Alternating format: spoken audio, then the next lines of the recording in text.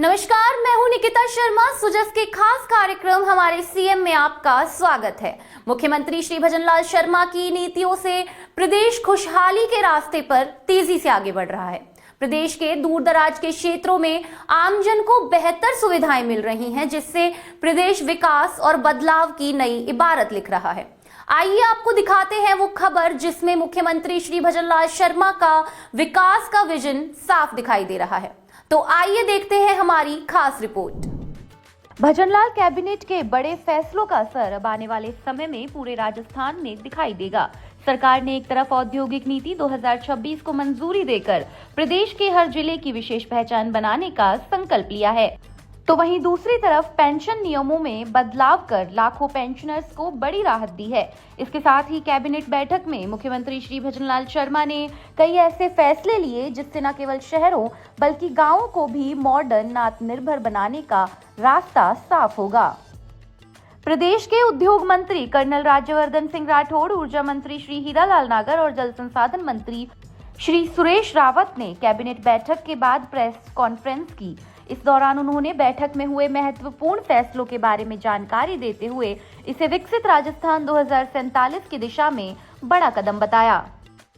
Colonel Rajyavardhan Singh Rathore ने बताया कि राजस्थान इंडस्ट्रियल पॉलिसी 2026 लागू करने का निर्णय लिया गया है। नई नीति में हर जिले की विशेषता के अनुसार उद्योग विकसित किए जाएंगे। इसके लिए सरकार ने अनुमति प्रक्रियाओं की समय सीमा तय कर दी है, जिससे तेजी से निवेश आएगा और युवाओं को रोजगार के अवसर मिलेंगे।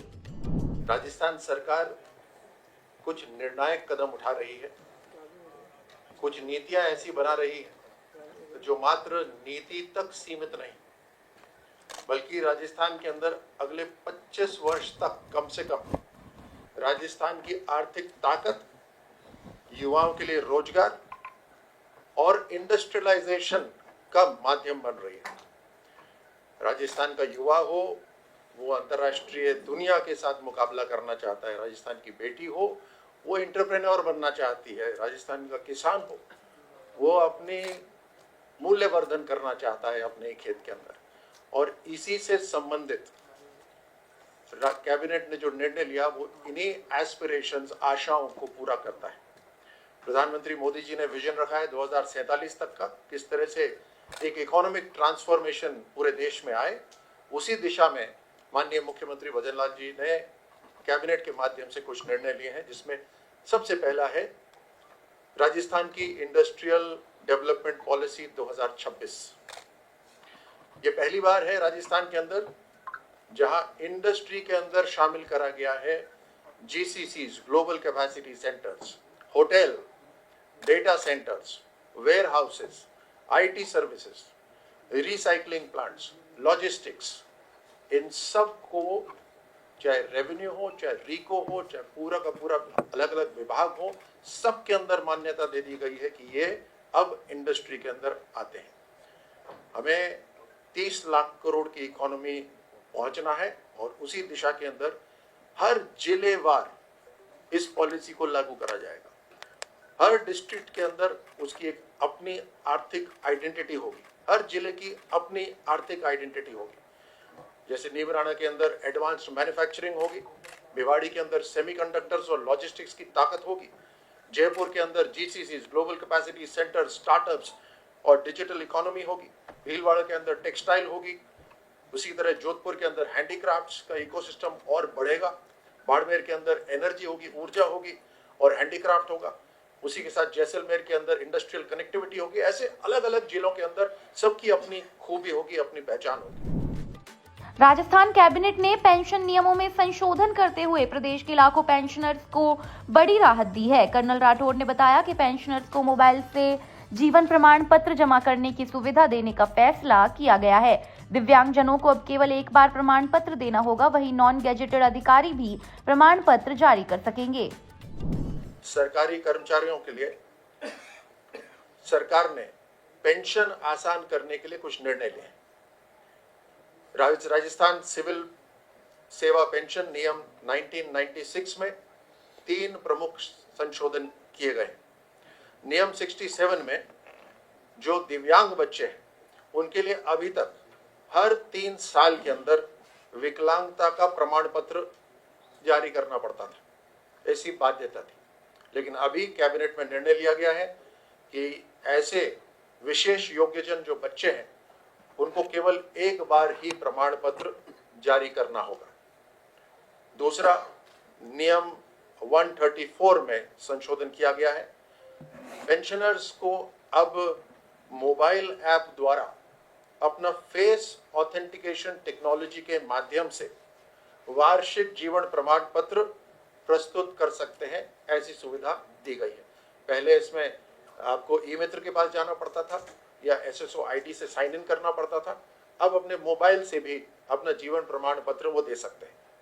तीसरा, जो गेजेटेड ऑफिसर्स होते थे, वो गेजेटेड ऑफिसर्स के लिए ये पहले से लागू थी, लेकिन अब हमने नॉन गेजेटेड ऑफिसर्स के लिए भी ये लागू करी है कि वो SSO ID पर साइन कर सकते हैं और जीवन प्रमाण पत्र दे सकते हैं। उदाहरण के तौर पे, अगर मैं किसी नॉन गेजेटेड ऑफिसर को भी जानता हूं और वो मुझे जानता है, तो नॉन गेजेटेड ऑफिसर भी मेरा जीवन प्रमाण पत्र कर सकता है। संयुक्त राष्ट्र के खाद्य एवं कृषि संगठन ने प्रधानमंत्री श्री नरेंद्र मोदी को अपने सर्वोच्च सम्मान एग्रीकोला मेडल से सम्मानित किया है। कैबिनेट बैठक में इसको लेकर मंत्रिमंडल की ओर से अभिनंदन प्रस्ताव पारित किया गया। कर्नल राज्यवर्धन सिंह राठौड़ ने कहा कि यह सम्मान वास्तव में देश के करोड़ों परिश्रमी किसानों और पशुपालकों के समर्पण का सम्मान है। हमारे यशस्वी प्रधानमंत्री मोदी जी को एग्रीकोला मेडल मिलने पर मंत्री परिषद द्वारा अभिनंदन प्रस्ताव करा गया। माननीय प्रधानमंत्री मोदी जी को संयुक्त राष्ट्र संघ के खाद्य एवं कृषि संगठन ने अपने सबसे बड़े सम्मान एग्रीकोला मेडल से सम्मानित किया गया है।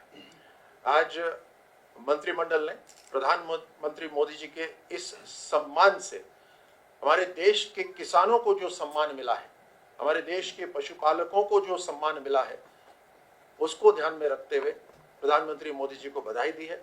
और प्रधानमंत्री मोदी जी ने यह सम्मान किसानों और पशुपालकों को समर्पित किया है। इस सम्मान के लिए प्रधानमंत्री मोदी जी को हम सभी की तरफ से बहुत बहुत बधाई। प्रदेश भर में 25 मई से वंदे गंगा जल संरक्षण अभियान शुरू किया जाएगा। मुख्यमंत्री श्री भजनलाल शर्मा भरतपुर स्थित गंगा मैया मंदिर से इसकी शुरुआत करेंगे। इसके साथ हरियाणा राजस्थान अभियान को भी जोड़ा जाएगा। इसको सफल बनाने को लेकर कैबिनेट मीटिंग में विस्तार से चर्चा हुई।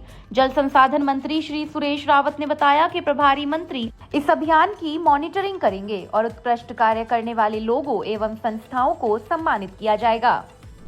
आज कैबिनेट की मीटिंग में वंदे गंगा जल संरक्षण जन अभियान, जो इस बार पवित्र पुरुषोत्तम मास में गंगा दशहरा से प्रारंभ होगा, 25 मई से 5 जून तक चलेगा। और माननीय मुख्यमंत्री जी आदरणीय भजनलाल शर्मा जी भरतपुर से गंगा मैया के मंदिर से इसकी शुरुआत करेंगे। उसी दिन हमारा पवित्र सरोवर, पवित्र बांध और जो जयपुर सहित कई जिलों की प्यास बुझा रहे हैं, ऐसे बिशलपुर से इस महाअभियान की शुरुआत करेंगे। और पिछली बार भी एक व्यापक स्तर पे इस अभियान की शुरुआत हुई थी। इस अभियान के तहत नवीन जल संचय संरचनाओं का निर्माण, जल स्रोतों की साफ सफाई, परंपरागत जो हमारी जल संरचनाएं हैं जैसे कि कुएं हुए, बावड़ी हुए, नदी हुए, नालों हुए, उन सब की व्यापक साफ सफाई के साथ साथ जो हमारे अवरुद्ध रिवर, नाले पड़े हैं, इसके अलावा कई जगह लोगों ने अतिक्रमण कर लिए, उनका भी चिन्हीकरण करके एक इसमें व्यापक आंदोलन चला जाएगा जन सहभागिता के साथ। इसके अंदर हमारे जल संसाधन विभाग के साथ साथ जो अन्य विभाग है वो भी इसमें सम्मिलित होंगे। और 25 मई से 5 जून तक चलने वाले इस कार्यक्रम में अलग अलग विभागों को टारगेट माननीय मुख्यमंत्री जी द्वारा दिया गया है। सभी विभाग उसके अंदर अपनी सहभागिता निभाएंगे।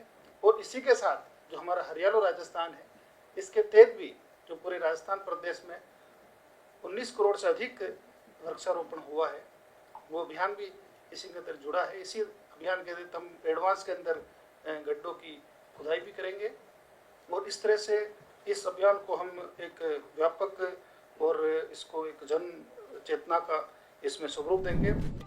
राजस्थान में अक्षय ऊर्जा परियोजनाओं के विस्तार को लेकर भी कैबिनेट मीटिंग में कई महत्वपूर्ण निर्णय लिए गए। ऊर्जा मंत्री श्री हीरालाल नागर ने बताया कि अक्षय ऊर्जा परियोजनाओं के लिए जैसलमेर, बाड़मेर और बीकानेर में सशर्त भूमि आवंटन किया गया है। अक्षय ऊर्जा परियोजनाओं से जुड़ी हुई भूमि के आवंटन को लेकर के स्वीकृतियां जारी की गई और राजस्थान जो कि अक्षय ऊर्जा के उत्पादन में एक सिरमौर है पूरे देश का, हमारे यहाँ आने वाले जो भी इन्वेस्टर हैं उनको प्राथमिकता के आधार पर हमारी सरकार अक्षय ऊर्जा परियोजनाओं के लिए जो भूमि आवंटन कर रही है और उसमें जैसलमेर जिले की फतेहगढ़ तहसील के ग्राम मागरा में बांसड़ा में 106.84 हेक्टेयर भूमि आवंटन की गई है। इसी तरह से जैसलमेर तहसील के ग्राम घोटारू में 1198.53 हेक्टेयर भूमि आवंटन की गई है। बाड़मेर जिले की शिव तहसील के ग्राम मुंगेरिया में 39.7 हेक्टेयर, बीकानेर जिले के पूगल तहसील के ग्राम कर्णीसर भाटियान में 63.5 हेक्टेयर और ग्राम बरजू के में 80.24 हेक्टेयर भूमि अक्षय ऊर्जा परियोजनाओं के लिए सशर्त कीमतन आवंटन की गई है और ये मंत्रिमंडल ने इसकी स्वीकृति प्रदान की गई है। कैबिनेट बैठक में भीषण गर्मी को देखते हुए पानी और बिजली आपूर्ति की समीक्षा भी की गई। मुख्यमंत्री ने जिला प्रभारी मंत्रियों को निगरानी की जिम्मेदारी दी है। मंत्री और विकास अधिकारी वीसी के साथ जिलों में जाकर व्यवस्थाओं की समीक्षा करेंगे। ऊर्जा मंत्री ने दावा किया कि पिछले दिनों में राजस्थान में बिजली उत्पादन में बड़ा सुधार हुआ है।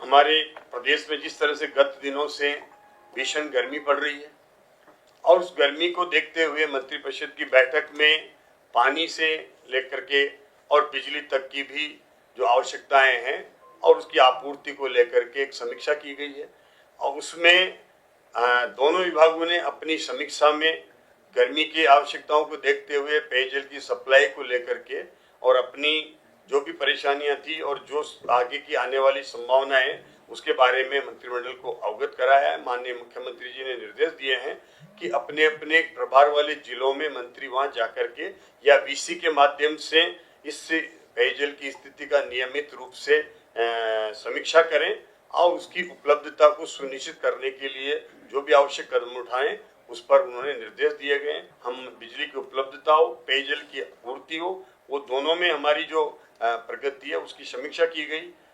वर्ष 2026 में अब तक जो हमारी मई 2026 में जो बिजली की मांग आई वो 20 मई को 16,487 मेगावाट रही है, जबकि उपलब्धता हमारे पास 16,580 मेगावाट रही है।